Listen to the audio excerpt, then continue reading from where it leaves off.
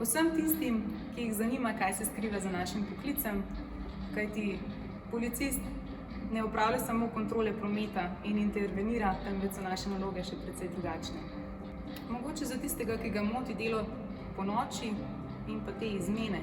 Delamo velikokrat tudi po 12 ur, vsekakor je delo policista v veliki večini na terenu, kar pomeni, da ne sedimo ves dan v pisarnah za računalnikom, ampak je naše delo zelo razgibano. Po zaključku študija nas je bila velika večina razporejenih na splošne policijske postaje. Sama delam na večji policijski postaji, tam imamo 2 patrulji, in sicer prometno in pa intervencijsko. In največkrat delam prav v prometni patrulji, kjer je prioriteta kontrola prometa in pa obravnava prometnih nesreč.